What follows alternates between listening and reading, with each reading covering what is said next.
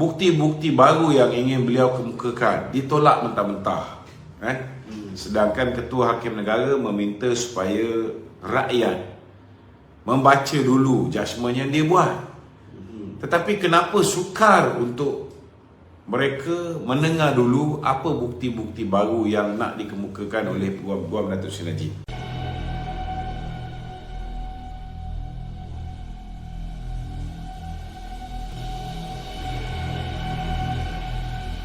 Saya rasa ada pro dan kontra dia. Ada pro dan kontra dia. Kalau dikira dari segi positive side, simpati rakyat terhadap Datuk Seri Najib ini sudah pastilah menyebabkan orang lebih marah dengan Pakatan Harapan. Orang lebih marah dengan Pakatan Harapan dan menyebabkan orang dah menggelegak dan tak sabar-sabar nak mengundi keluar Pakatan Harapan daripada senario politik Malaysia. Kerana ramai beranggapan bahawa apa yang terjadi ke atas Datuk Seri Najib, ke atas Datuk Seri Zahid, ke atas Ahmad Maslan, ke atas Syarif Samad, Bong Mokhtar, Aziz Rahim, ini semua adalah pendakwaan politik.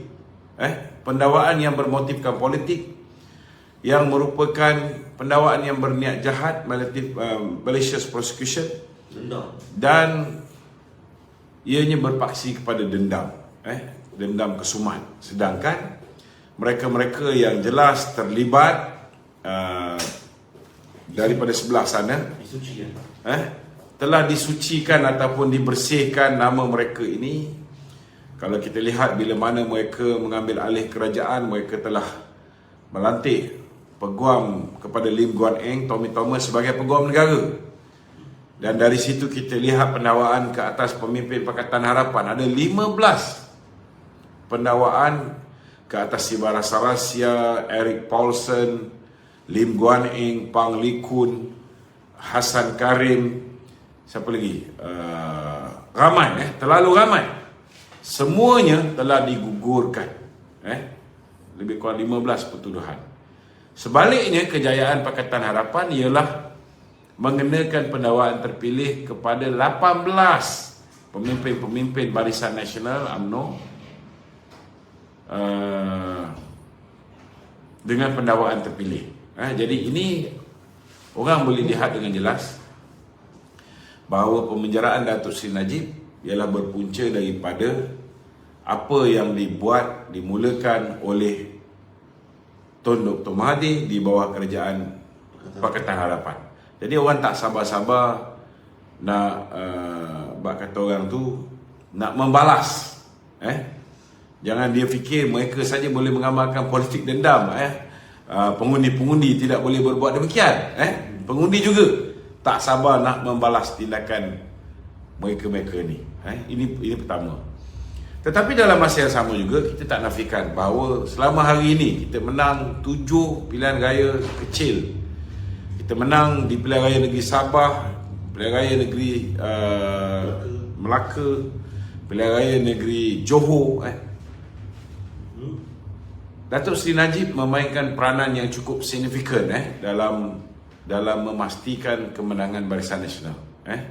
Jadi bila sudah tidak ada kita punya kata orang tu, kita punya campaign manager ni, sudah pastilah ianya sedikit sebanyak memberikan kesan kepada prestasi Barisan Nasional dalam pilihan raya umum yang akan datang. Cuma saya mengharapkan supaya pengundi-pengundi rakyat Malaysia, mereka ini akan lebih sedar akibat daripada kesilapan mempercayai Pakatan Harapan pada pilihan raya umum ke-12 ke-14, akibat daripada mempercayai fitnah-fitnah yang telah dilemparkan ke atas Datuk Seri Najib dan kepimpinan Barisan Nasional, fitnah ke atas YMDB, fitnah ke atas GST, dan kerana terlalu percaya dengan janji-janji manis Pakatan Harapan, mereka telah silap mengundi pada pilihan raya umum yang ke-14. Dan kerana kesilapan itu, mengundi sekali mereka dapat 3 Perdana Menteri. Jadi kalau hari ini berlakulah pilihan raya dan mereka mengulangi kesilapan ni, saya khawatir ianya akan memberikan kesan yang sangat mudarat.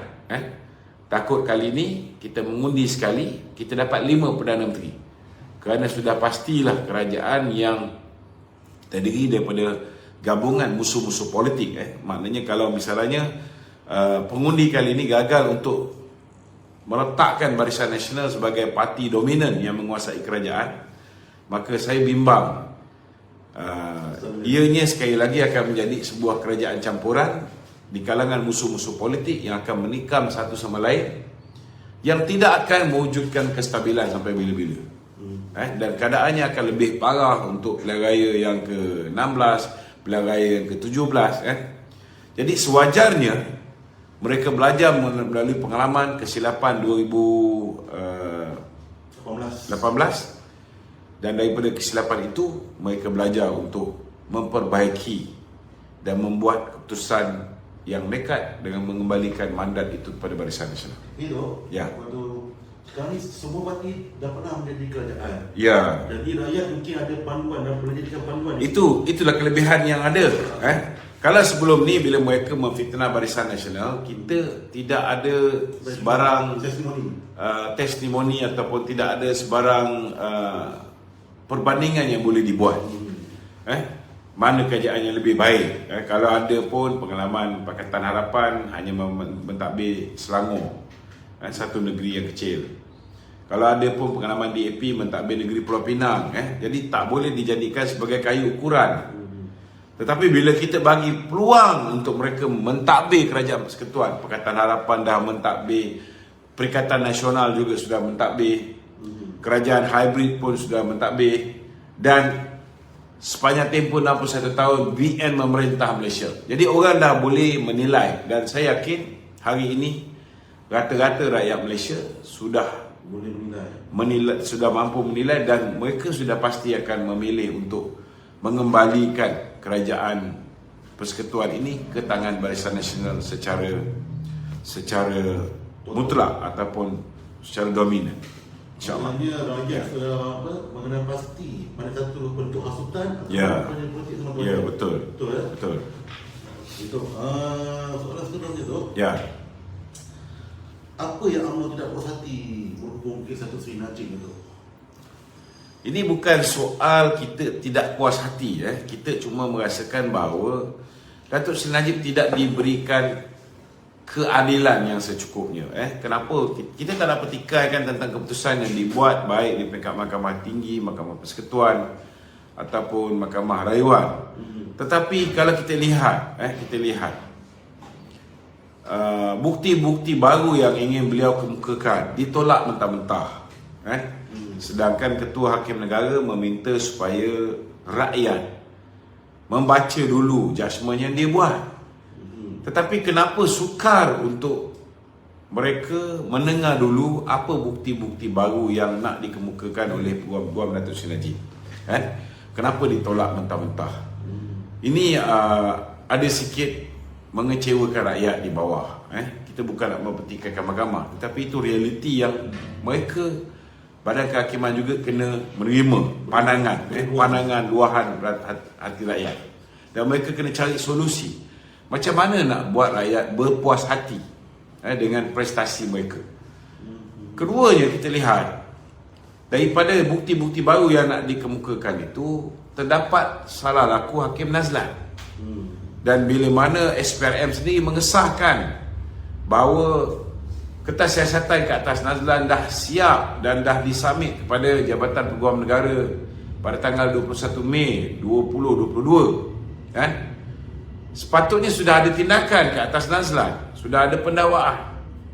Kenapa selepas 3 bulan Jabatan Peguam Negara mengatakan bahawa kertas tersebut tak ada pada mereka? Sehinggalah pihak SPRM terpaksa provide.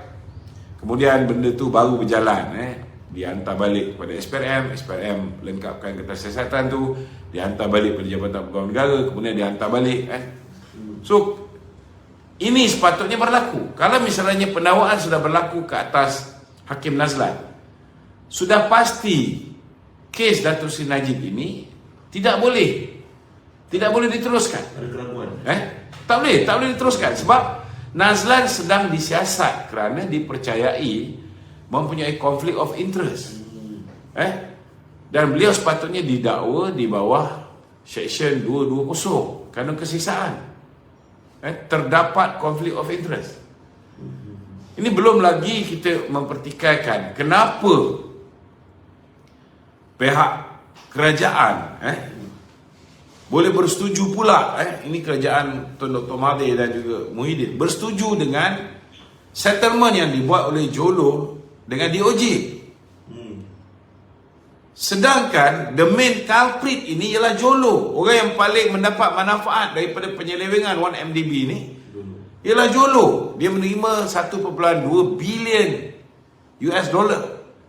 Bebas.